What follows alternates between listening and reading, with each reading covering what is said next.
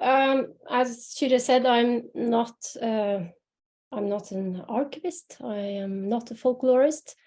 I work mainly with literature, comparative literature. And I stumbled upon one or several archives a few years ago. Archives marked by an extreme negligence, and where I had to sort of reinvent myself and become a literary archaeologist in a sense, to try to make these archives available, well, first for myself as a researcher, then for a broader research community, and also for a broader public. So I will talk today about the process of digitizing and making available Norwegian skillingsviser, which is a type of song print, a historical song print that was very popular in Norway and in Scandinavia and across Europe for 400 years, basically from the mid-16th century up until the 1950s. So I will speak about why and how we digitize these songs and the particular suitability of song texts and sounds in digital archives, and the challenges that we encountered along the way when making this archive available. And towards the end of my presentation, I will show you the archive. I'll show you the database, which is in Norwegian. So I will talk you through the main headings as a sort of guided tour in that database. I'm very much looking forward to showing it to an international, a little international crowd. I haven't done that before because it's quite recent that it's gone public. And I will be very curious to hear about what you are doing, whether any projects compared to this, and also to get some feedback on the database, which, as I said, is quite new. But I will begin by giving you, I don't assume that you know what Norwegian song prints are like and what kind of archive this is. So I will have 10 minutes or so talking about what these songs are and try to define them briefly, very briefly for you. I don't know if that's the format that you usually have, but I think that makes sense. Yes, I'm getting a thumbs up. Skillingsviser, as we call them, they were cheaply printed song texts that circulated in Norway from the mid-16th century into the 1950s. Skilling, that word relates to the cheap price with which these songs were hawked and sold. I have to say that the shilling, we pronounce it like the English shilling, but in fact it's closer to a penny in terms of currency. So the correct term should be penny songs, but we wanted to retain some of the Norwegian currency in the Anglophone translation. So we chose, we sometimes call them shilling ballads, sometimes songs. The shilling ballad or shilling song is very similar to the English broadside ballad, which some of you might have heard about before, in most things except from format. Because the English broadside ballad, as the term suggests, is a one-sided print, as you can see here on the screen. Norwegian skillingsviser, on the other hand, and in fact, most song prints throughout Scandinavia and Europe are these multiple pages booklets or leaflets, quite similar to the chapbook format. So one or several large sheets folded twice to make a leaflet, usually 8 pages, as you can see there in the middle on your left side, but often also longer, and always with print on both sides. So during the last few years, we've come to realize that the broadside ballad the English broadside ballad stands out from the generic crowd, so to speak, that the chapbook format is the most common format throughout Europe, though in Germany and then also in France, they have some of these, or they have both. They have the chapbook format and the broadside format, but in England, they mostly have this broadside format in the earliest period. The multiple page format means that digitizing these ballads is a bit more challenging in Norway than in England, to compare those two, because there are leaves to turn. So a database needs to have simple and intuitive functionalities for turning pages. But to state the obvious, this is a good genre to digitize, because even though some of them can be quite long, they're still short in the, in the scheme of things when it comes to digitizing. So that was one of the arguments that we had, that these are short texts, easily digitizable.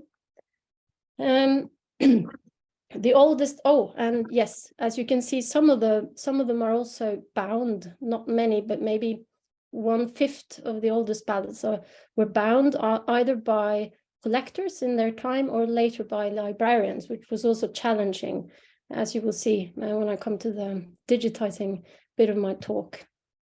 Skilding ballads are amongst the oldest print genres in Scandinavia, dating back to the mid-16th century. In Norway, it might in fact be the oldest printed type of literature that we have.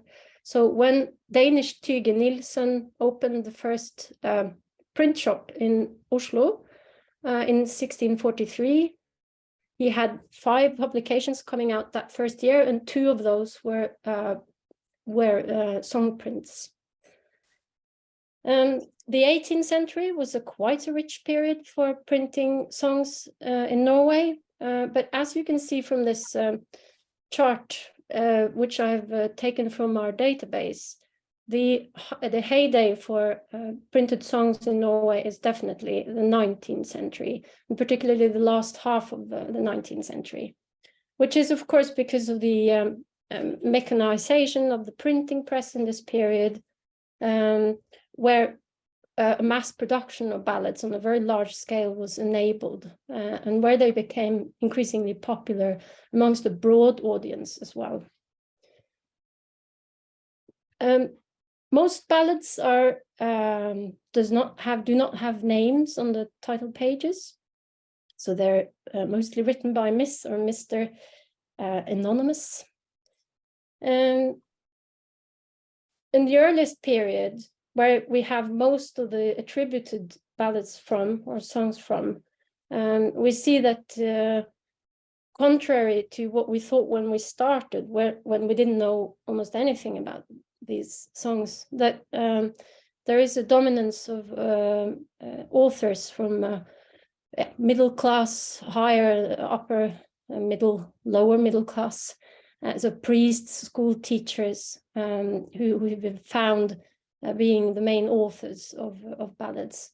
But from the 1830s, we see that it becomes more of what we associate this genre with today, written by anyone, a blind person, a beggar, etc. So moving down the ranks in society increasingly towards the 19th century. As you can see from this little screenshot of from the database, which is a word cloud of the most dominant authors, most of these names are unknown to most Norwegians today. So ballads sort of circulated in their own sphere and became popular. Some quite well-known authors wrote ballads or wrote songs to make money. But these have been attributed later, so it's not something they were proud of in their time. But Henrik Wergeland is quite famous, Bjørnstjerne og Bjørnson, these are some of our greatest names that are also here.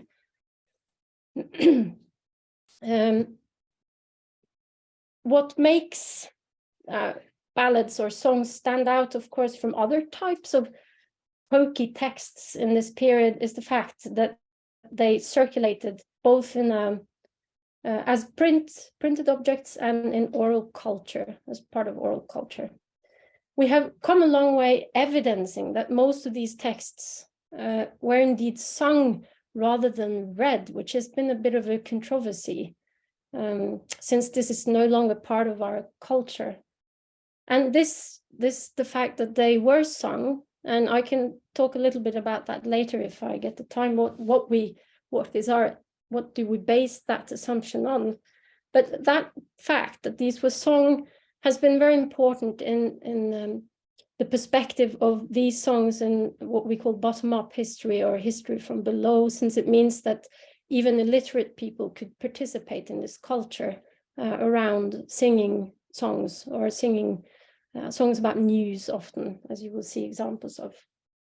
Like most European ballads, including broadside ballads, the Skillingsvisa indicate the tune with which the text can be sung by naming a well-known melody on the title page, as you can see there on the left, a practice called contrafactum.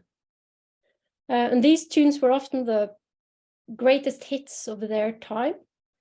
For the earliest period, there were mostly hymns, because these were religious songs. But after 1800, there is a more varied arsenal of melodies, also secular tunes. Very few song prints have written scores, notes, musical notations, partly because this was very expensive to print and complicated to print, but also because contrafactum was the way in which melodies were indicated. And we assume that, and we think that people knew a lot of melodies that they could instantly recognize on these title pages and put into action when they opened the ballad. The exception is that there are a few ballads from late 19th century which have notation for the curious instrument called psalmodikon, which you can see an image of there, which is a sort of simple zither, simple string instrument with just one string and a fret. And the notation, as you can see, is also very simplistic, with just indicating the numbers where you push it down. Psalmodikon was a substitute to organs in churches in Norway and also across Scandinavia.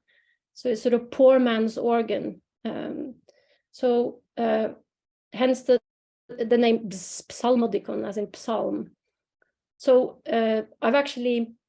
I've bought one from finn.no, which is like a place where you can buy antiques.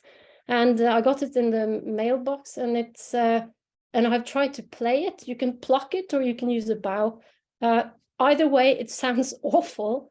So it's a very primitive instrument. Yeah, it looks a bit. It became a sort of very expensive piece of driftwood hanging in my living room. But I will try to develop it further.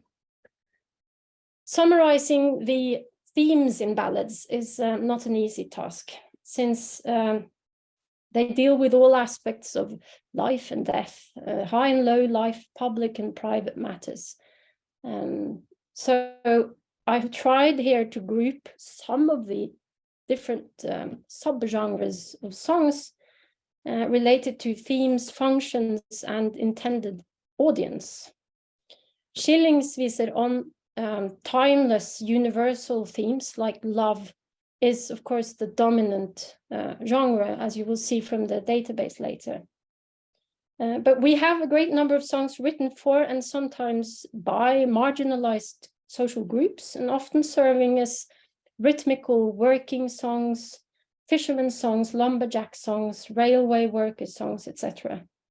And there are enough of these dealing with low stratum social groups, including criminals, for us to argue that printed songs can be a really rich source for investigating history from below, which has been an important part of this research project.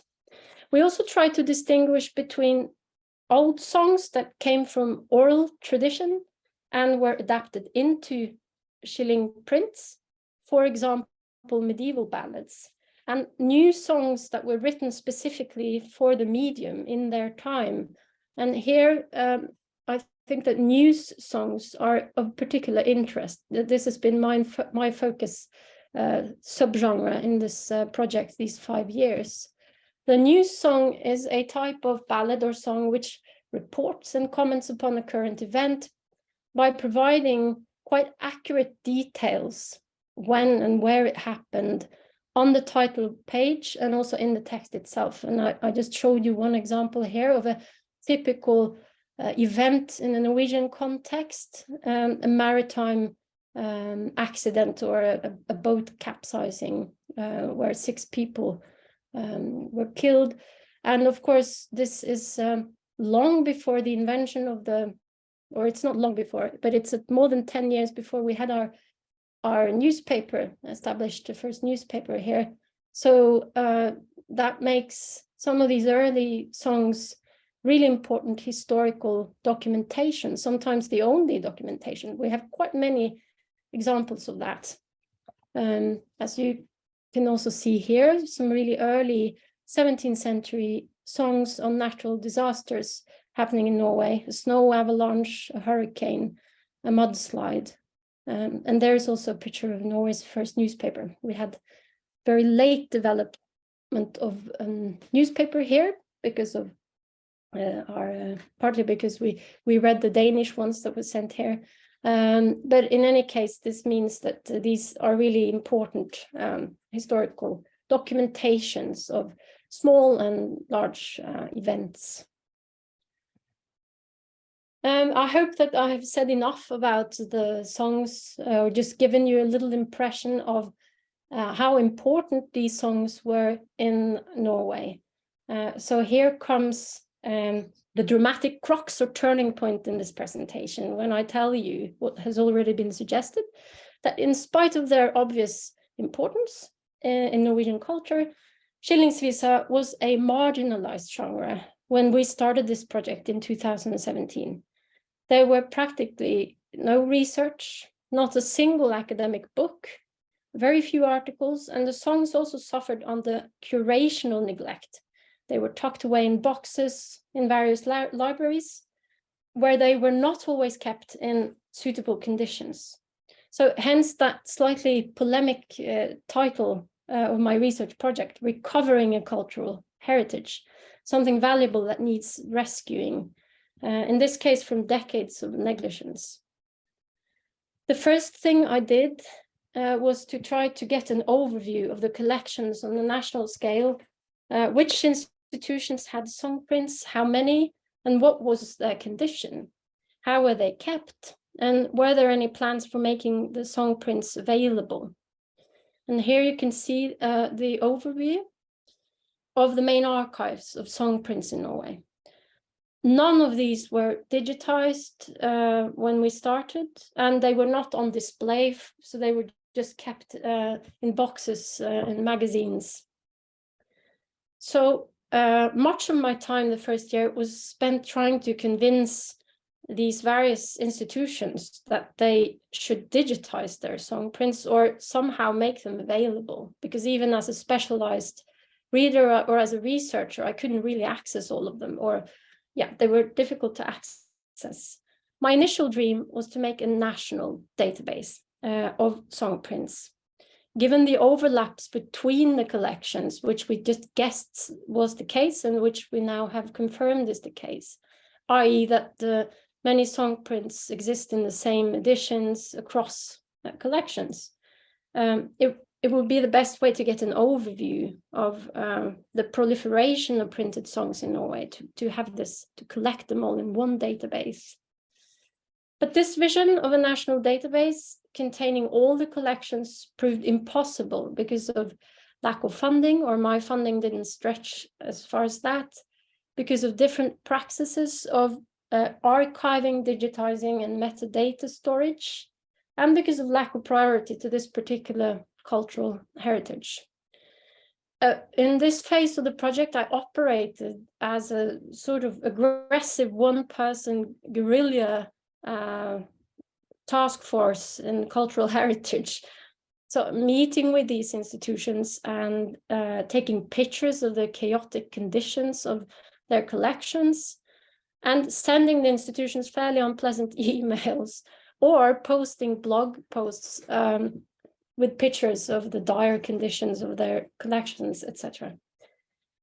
After this guerrilla phase of the project, which was partially successful because 3 of the institutions, one of them was already in the process of digitizing, which was the National Library, which we have collaborated with very closely from the beginning, but also the University Library in Bergen were inspired by our project and chose to digitize their collection, their small collection, and also the Grondal Museum in Hedmark we collaborated with, and they pushed buttons and started digitizing their collection.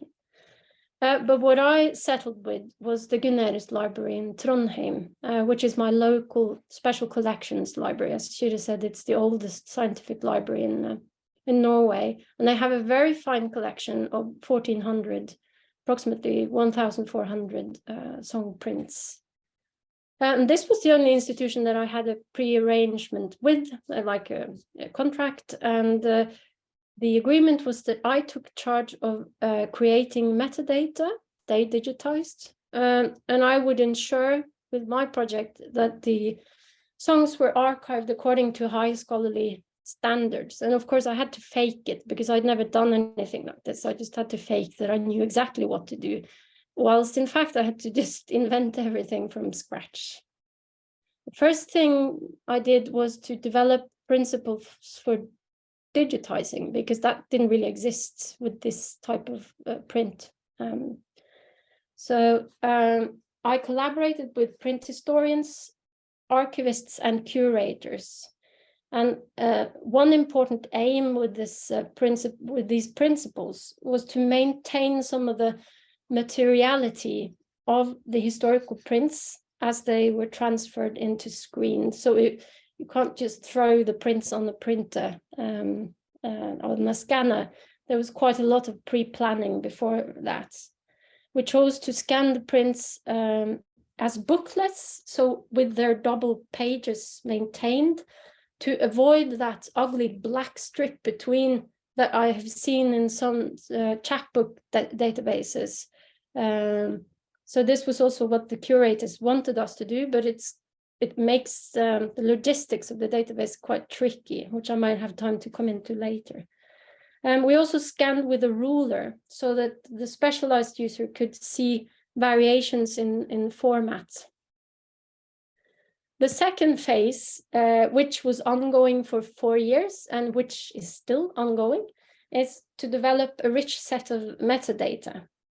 We used a pre-existing printed catalog, and that was lucky that we had that, because it's the only printed bibliography of a collection, any collection in Norway that we had. It's from 1981. So we used the bibliographical data from that and transferred it into our Excel sheet. And then we worked for several years with extending it, correcting it, etc. We used small groups of research assistants to help us, so that it wouldn't have been possible without that. Most of the songs, for example, were undated. So we worked out a set of criteria for dating the songs as accurately as we could. So here I'm just going to briefly summarize some of the metadata that has turned into sort of interactive functions that you will see in the database, and also some of the things we haven't implemented yet, but are hoping to do. So as you will see, the subjects and keywords, which we also had to create from scratch, we could turn into a word cloud. Authorial attributions, we've made a lot of those, and they have also been turned into a word cloud. Likewise, printers and publishers, their names, and also year of printing after dating all these songs. We also have columns in our Excel sheet with latitude and longitude from where they were printed. That has turned into quite a simple map, but it's better than nothing, as you will see. We have also transcribed almost all of the song prints that were printed pre-1800, arguing that the Gothic text is a bit more difficult to read, and also these are maybe the most valuable songs that will be interesting for the specialized users. So we chose to transcribe those, and we have recorded a selection, about 100 so far, of the songs, so that there is an auditive content in the database. More long term, maybe next year, we are going to try that program called Transkribus, because it's supposedly, when we started, it wasn't very good for machine reading Gothic types that changed throughout the period. Now it's supposedly very, very accurate. So we might run all the song prints through that now much better version of Transkribus. So there are so many functionalities there and so many things happening with that. So we can do that. It's just when we started, we couldn't, and it's quite hard to leave that to machine as well. I find that there's a lot to be said about old-fashioned transcribing, especially when you have dedicated master students who can help you as well and who like doing it and can be paid for doing it. So, but we will try Transkribus. We also want to implement something called image recognition tool, which was developed by Oxford. We've collaborated with them, which makes it possible to recognize images that are reused, wood blocks that are reused, etc. I might maybe see if I get time to show you the Oxford tool, because it's very cool. We also hope to record more of the tunes and also translate a selection of the songs so that we can cater more to an international audience. We have been deeply because Kyrre is right, there aren't many databases of the song prints in Europe, but there is one significant one, and that is the Broadside Ballads Online from the Bodleian Libraries. And also the overseas one, the English Broadside Ballad Archive. I've worked very closely with people from both of these, and I've had research stays both in Santa Barbara, where the EBBA team is, and in Oxford. So we have learned a lot from their very ambitious projects, especially EBBA, as some of you may know, is extremely, they are the kings and queens of the broadside ballad world, working with that one-side format. So we have followed each other very closely. We ended up having a database quite different from them, because I think it's important to take into consideration the sort of national tradition that you're faced with. So we ended up using a open source web publication platform called Omeka. And of course, from the very beginning, it's been the most important thing has been thinking about as it always is, thinking about the intended users, the intended audience, who's going to use the database. And we, as I'm sure everyone making a database, have always been thinking about the audience from the planning stage and up until beta trials with different types of mock users giving us feedback. Since Skillingsvisa has been a genre associated with the broad public, it was particularly important for us to try to target a broad audience, ranging from school, the pupils in school, teachers in schools, thinking this is a database that can actually give teachers access to particularly early modern texts that are a bit more exciting than the sort of purely religious psalms, say, from the 17th century. Instead, they can have execution ballads, and they can have ballads on natural disaster or whatever, things that might actually cater more to a young audience. But of course, we also want to cater to the specialized, the research community. And I dare say that that difficult balancing act between who do you cater to, is one of the most complicated and difficult things. But I dare say we ended up with a tipping scale in our database more towards the non-expert user than the two Anglophone databases I showed you, which is EBBA and Oxford. Our simple line of thinking is that the expert user will find their way in the database anyway. They can, if one additional click is needed to get the more advanced search or to get where you want, they can do that. While as the broad public who might just be browsing, that's the one you need to capture, to keep in there. They might disappear if it's not immediately intuitive or tempting or exciting. So we hired a web designer, and this is where much of our money was spent, and to try to create a sort of nice interface, a nice portal. And I think with that, I should just, and this is the group I wanted to show you, just that, of course, this is not something I have done on my own. I have worked very closely with all of these people you see here in different roles.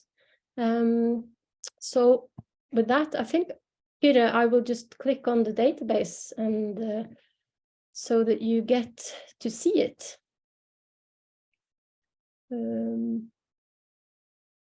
Let's see, I need to reshare screen here now. So you start on this landing page. It's all in Norwegian. So it says Skillingsvisen in Norway. The neglected cultural heritage is the subtitle. And then it says, come into the world of song prints. And then you come to this, a little explanation. What is this web page? What kind of archive is it? And also here it explains, it says, do you want to go straight to the database? Then push that button. But if you want to learn more about song prints before you go in, you can click on these little buttons here. That gives you, and I'll explain what they are afterwards. Then when you roll down, you can also get this headline here. It says, what is a Skillingsvise? So it briefly explains what kind of texts these are. And it's showing one example of a news song. And then you have the two first stanzas of that news song here. And then you click and you can listen to the first two stanzas. Det seg år til draget har, at som her var, de reiste ut fra landet fort, der den ene han kom bort. All the songs in the database are recorded by me and my PhD student. I was quite lucky, or I wasn't lucky, it was conscious choice. I chose, I got to hire a PhD student who happens to be a fabulous folk singer. That was me singing, but many of the songs that you will hear her later. So that was lucky, but I can also say about the auditive content or the recordings that we chose to go a completely different way from EBBA, the Anglophone, the American database I showed you. Oxford doesn't have those sort of interactive features, recordings, but EBBA does. They have chosen to have very skilled singers, and they're in a studio where it's all very professionalized. I think it sounds a bit too, sort of strigla. What's that in English? I'm thinking that's not how it sounded. This was the kind of song sung by both professionals and amateurs. So on a long-term basis, we're hoping to include more voices. We have many people signing up they want to record songs with their mediocre voices. So they were hoping it can be a sort of choir of voices, so you can somehow replicate what it sounded like. Anyway, okay. So here what you have is different things that you can enter, and I thought I would start by doing that. Emner is keywords or topics. So if you click here, you get a little explanation about what songs were about, what was the typical, it was on love, and it also points to the word cloud under, where you can see the dominance of kjærlighet, so that's love. You have news here, you have religion, patriotism, etc. So you can click on these ones and you get straight into the content that you want to have, and they're all down here. 721 songs on love, kjærlighet. So that's one way of accessing the ballads, as well as reading about them. So it's like a little knowledge hub, small snippets of knowledge, and then you're supposed to be tempted to just click on one of these. Here is also where you find, one of the places where you find the transcribed, the songs we've transcribed. So you can see which ones, currently it's just 149. It's quite a task to transcribe them, of course, because some of them are very long. Some of them have more than 100 stanzas. But here you find the transcriptions. Oh, this was a bit slow because the database has been updating a bit. But you find it here, last ned, so download transcription, and you can just see that's a simple Word document or a PDF here, where 42 stanzas.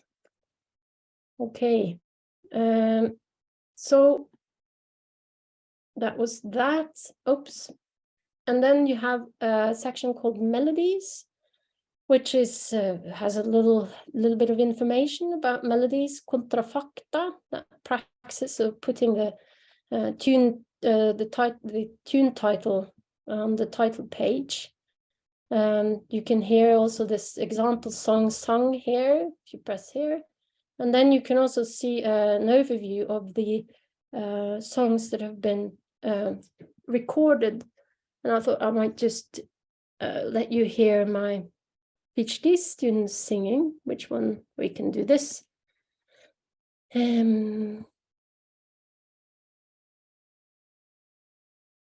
Om det der seg tildraget har, med mort og høyde som må var en dyridanne kvinne. Jeg har en vise synge vil, min leser vil du høre til. Innholden er Guds ære, og deg til gagn kan være. I året 1700 og 67 måtte skje at hun i sykdom faller. Ved Mikkelsdag hun bliver svak, den sykdom holdte ved hver dag. Til julen hadde henne, da hun fikk atter kjenne. So we always just recorded the two first stanzas. It's not supposed to be a sort of performance. It's more so that the user can familiarize themselves with the tune, just hear what it might have sounded like. Okay, and then, oops, and we have a button called illustrations, which shows different types of illustrations and how they changed. So from wood blocks to xylographies, the metal prints, and even up until using photography, as you can see here on the song on Titanic, which you've all heard about before. And here you get also an overview of all the songs that were illustrated broadly, in a broad sense, so not just topical illustrations, but also more use of decors and things on the last title page. You often have these kind of things, simple but beautiful. Oops, again, the back button doesn't quite work. Here you have a section called authors, where you have a word cloud of the most important authors that you've already seen, and you can click on those. And then you have the most extensive category called publishers and printers. This is where we chose to put the graph or the pie chart of publication year. And as you can see here, and then you can click them. So the green one is the dominant period, which is the 19th century. So it's very obvious. It's not very elegant, this one, but it's the best we could do for now. So you can also see how few were published from this archive in the 20th century in gray, and the 97, and also in the, we only have 2 ballads from the 16th century, and then a few ballads from the 17th century, and then 348 from the 18th century. And if you go further down, you get the map, where you can click on where it's not just Norway, it's beyond. So we have some other locations, but not very many. So you can see the main hubs for publishing ballads was Oslo, Trondheim, and then Bergen as the main places here. And then you, of course, you can click on those and get only those published in those areas. Oh, I often go wrong when I'm doing this. Let's go back. Okay, and then also at the end of this is, it's a bit sensitive, the map, is the names of the publishers and printers, the most important ones here, the 50 most important ones. And then you have quite a static category, simple one called sellers and collectors, or hawkers and collectors, where of course we don't have any metadata. We don't have any records of who exactly sold which ones. So it's just a bit of information about the hawkers. And then also information about collectors, who collected why have they survived? Well, that's thanks to collectors like this one, Thorvald Bøck, who collected more than half of the songs that are preserved in the Gunnerus library, and here he is pictured in his library. So it's a bit of information about him here. Okay, I'm going to quickly just show you, not these ones necessarily, though here we have information about the project, who's involved, etc., who has paid for it, but also a document called Fra Visebok til verdensvev, which means from archival box to the World Wide Web, which tells the tale of what we've done and how we've done it. And this I'm hoping that people can be inspired by, if others want to digitize their song prints. And then, so we're going to translate this to English, because that might be particularly useful maybe. We have some information in English here, but very scarce so far. We have a link to the blog, our research blog, which we've been running for several years now. And we also have, importantly, this, which I'm just going to briefly tell you about, because this is links to other collections, which I think is quite important, since there is no portal other than this now, where you can access the other collections as well. Since my dream of having a national database collapsed, then this is the closest I come, where we have links to these collections. Importantly, on the top here is a link to the Gunnerus library's own presentation of their ballads, because this happened in a double process. So they digitized their collection for us to make a database, but also, of course, for them to have it on their own web page. And this is, of course, extremely important for us, because I am in charge of a research project, which is quite fleeting. It might end with me. I might get fed up and don't want to do it anymore. What happens to this database? It might potentially become a ghost site. I hope not, but it might become a ghost site.